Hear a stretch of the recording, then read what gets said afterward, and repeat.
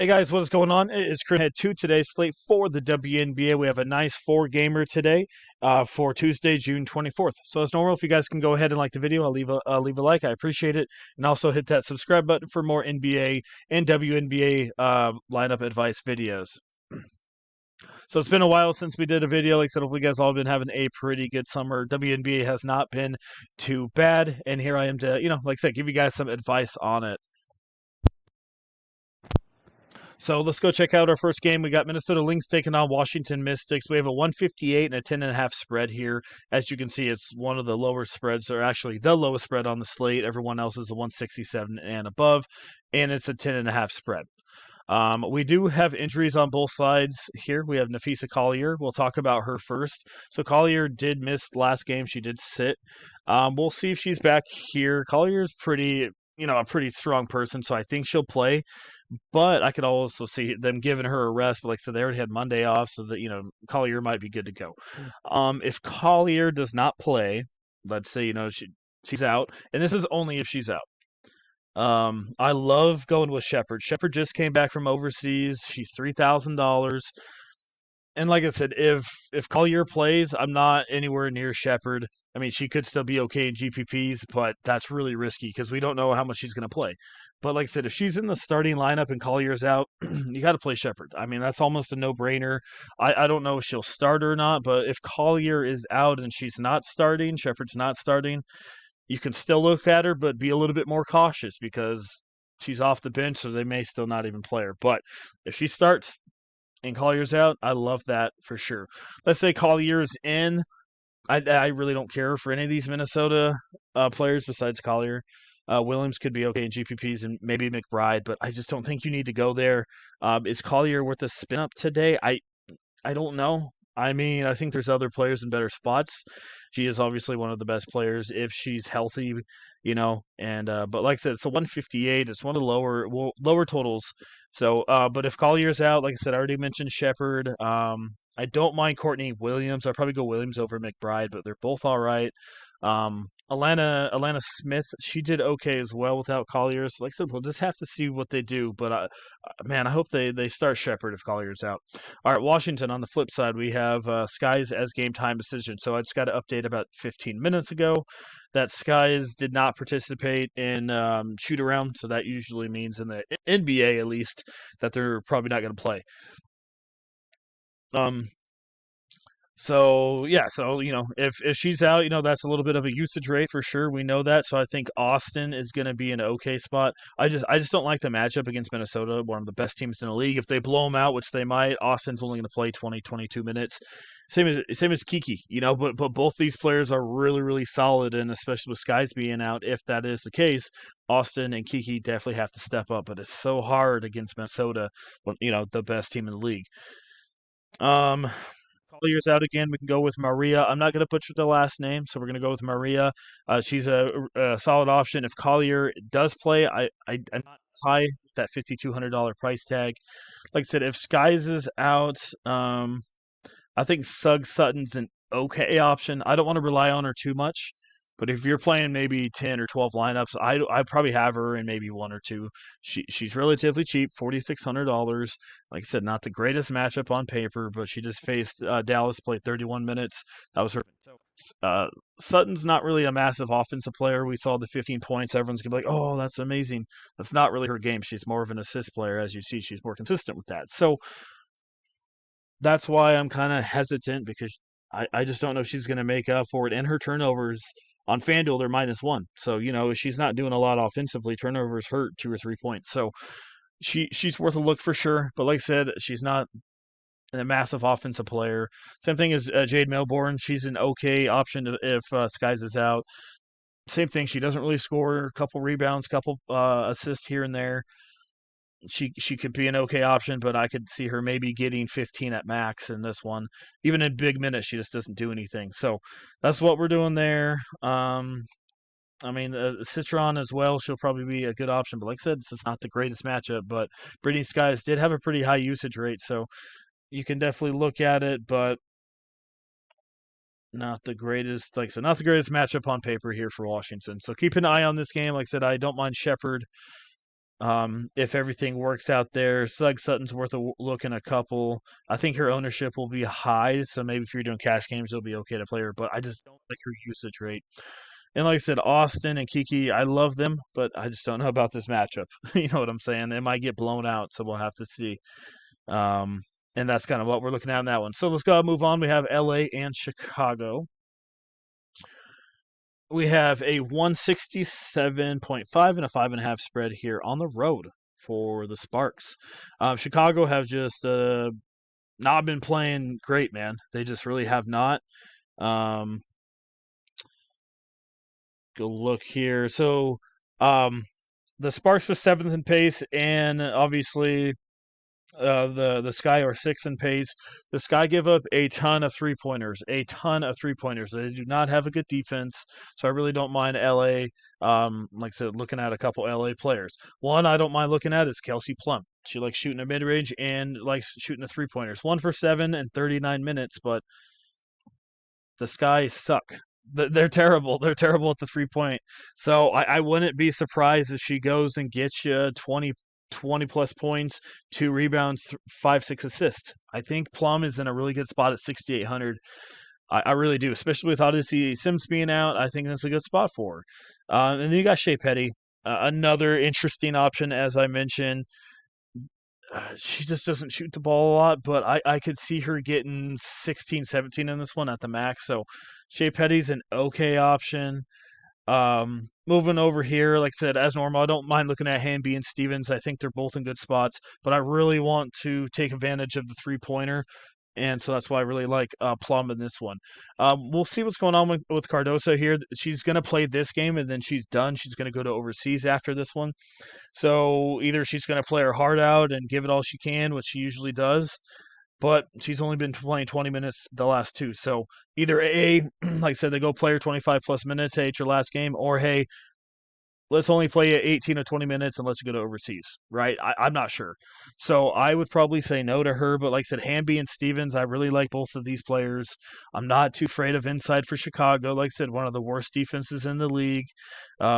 Stevens at 7,000 is a solid cash game play, and then you got Hamby. Hamby, for me, is more of an upside. I think her and Reese are going to not get into it, but it's going to be a good battle, I think, down low. But like I said, I think Hamby has a little bit more upside than Stevens does. So that's kind of where I don't mind going there. And then you got another one I want to mention is Rakaya Jackson. She shot 1 for 6 for a 3-point land, which is not great. But like I said, she's shooting her 3-pointers. And as I just mentioned, Chicago is terrible against 3-pointers. So I wouldn't be surprised if Rakaya Jackson as well. She's playing massive minutes. She's probably one of your better value plays at 5,800. Probably almost a lock for me. Playing mid-30s minutes, no Sims. She loves shooting 3-pointers. She likes shooting. I think this is a really dream matchup here for Rakaya Jackson for LA. So yeah, probably players from this one. I'm just slightly worried about the blowout, but it's only 5.5, so that makes me feel a lot better. It's a 167, so I like this matchup. I do. All right, Atlanta Dream and Dallas Wings. We have a 168 and an 8.5 spread by Atlanta. So as we know, Dallas is terrible. They're just not great. Looks like there is only one injury, and it's Carrington. Carrington was out last game, so it looks like Isaiah James is going to be in her spot once again. So I don't have a ton of Dallas in this one. I think a couple Atlanta players could be okay here. Like I could see Brianna Jones and Griner absolutely destroying inside. Griner has just not been herself. Obviously, I get it. She's an older player now. She's been in the league for a while, so. But, Griner, once in a while, she has those games, so we know she can do it. She is 5'4", so she's not crazy expensive. So I think if you're doing GPPs, I don't mind taking a shot with Griner. I know she has not been great, but like I said, GPP only, I would take a shot. Maybe she gets you 25 or 30 points, and that would be solid. Brianna Jones, on the other hand, more of a cash game play for me. Like I said, she's been solid at $6,300. She had a couple bad games, but I'm not too afraid of Dallas's defense. I'm really not. So she's not in a bad spot. And you can always look at Naz Hillman off the bench at 4,900. I think she's priced right where she should be, especially with how her minutes are. 17, 26, 22, kind of all over the place. Also looks like it depends on Griner and maybe foul trouble. So If they get up early, maybe Naz Hillman gets to, do a little bit more here and get you 23, 25 minutes. So I don't mind her in a GPP play either. And we just saw her beat up Chicago, so I don't mind it. So Naz Hillman's kind of my GPP play. If Griner, like I said, if Griner gets in foul trouble or Jones, one of them, Hillman's the main one off the bench. So, and against an easy Dallas defense, I don't mind it. Howard and Gray, they're solid options. I just don't know if I can pay up for them. Page and Obengali, I'm not really feeling them. Like I said, Carrington's going to be out in this one again, so I don't mind looking at Isaiah James. It's not the greatest matchup for her, but she's playing pretty big minutes, and 28 and 25 at 3,900. If she starts again, almost got a player. But also, if you guys are playing multiple lineups, I wouldn't play more than like 40% of her because, like I said, 3,900, everybody and their grandma is going to be on her. So if she, for some reason, flops, and you're going to be above other people. So if you're playing cash games, go her. But like I said, if you're doing multiple lineups, probably play her in about 30, 40% of them if she's starting again. All right, Indiana and Seattle to end the night. We got a 168 and a 3.5. So Indiana has kind of been sliding a little bit. Seattle Storm are 9-6. Don't mind this one. They're not the fastest teams, but not the slowest teams either. It just, like I said, depends on Caitlin Clark on how fast she's going. Actually, I am wrong.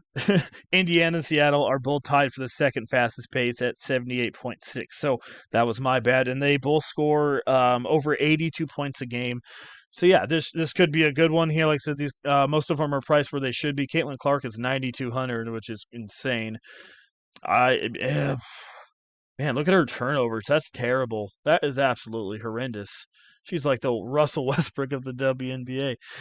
Anyway, 9-2. If you want to go for it. But man, that's outrageous. That's crazy to me.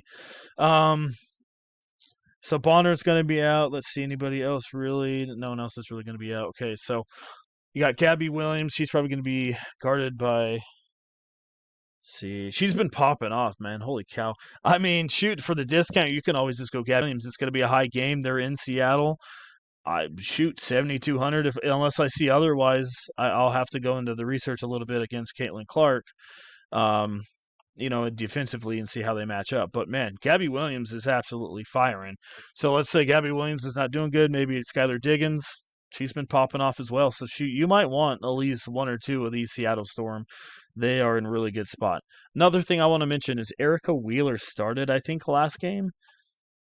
If or against Vegas, one of the two, and I forgot the why. It was because I forgot. Like I said, my bad, guys. But if she starts again for some reason, I don't mind her. Even off the bench, Erica Wheeler at 5'7", I still think she's going to get you 21, 22 points. She's just playing really good recently. So don't mind looking at her. Like I said, would rather her start, but if she does come off the bench, she's still worth a look, but not my main person. All right, and then we got Boston, Awunike, Magbor. Awunike popped off last game, 7,600 right now.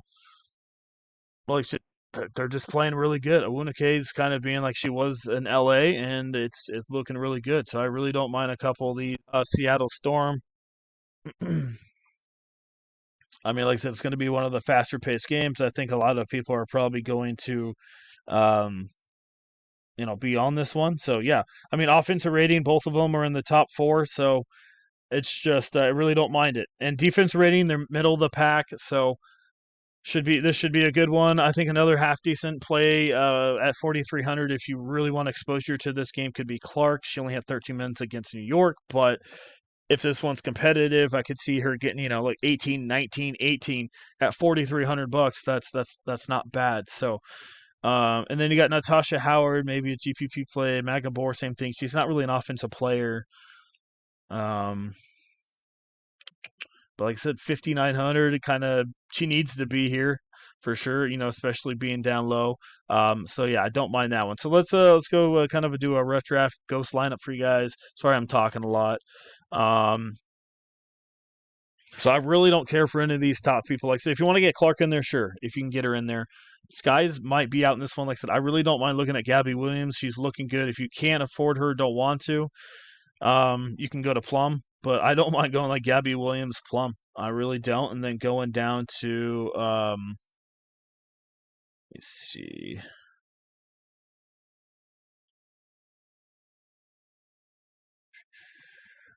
You can always go to James, like I said, in some cash games.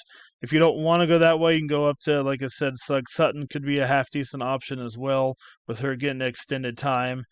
And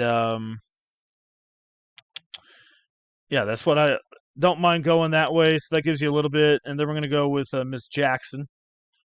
Hopefully we're not sorry for picking her tonight. Hopefully you guys got that. If you are, you're old just like me. 5,400. We got 3 left for forward. Like I said, I'm not gonna fill this out for you guys. It's kind of giving you a rough draft, but I'll go put one more player in here for you guys. Like I said, Alyssa Clark's okay if you really need a cheaper option, but she's more of a GPP play. If I have to pick in this area, it'd probably be Naz Hillman. Like I mentioned, I think she's in a good spot. Plum or I mean, sorry, not Plum. Jones or Griner could get in foul trouble, so I really don't mind looking that way. It's just a lot of them are very expensive. They really, really are. But like I said, this also depends on what's going on with Nafisa Collier. If she's out and Shepard's starting, like I said, I'm putting Shepard in there. If she started, or as I mentioned, where is she at? Like I said, not gonna say her last name because I'll butcher it. But you also got Maria as well. If Collier's out at 5,200, she'd probably be my better play over Naz Hellman if Collier was out. So that's kind of what we're looking at. Hopefully, you guys enjoyed the video. It was a little bit longer, but like I said, if you guys can give me a thumbs up, it goes a long ways. And like I said, hit that subscribe button as well. All right, I appreciate it once again. Thank you for watching, and we'll see you guys in the next one.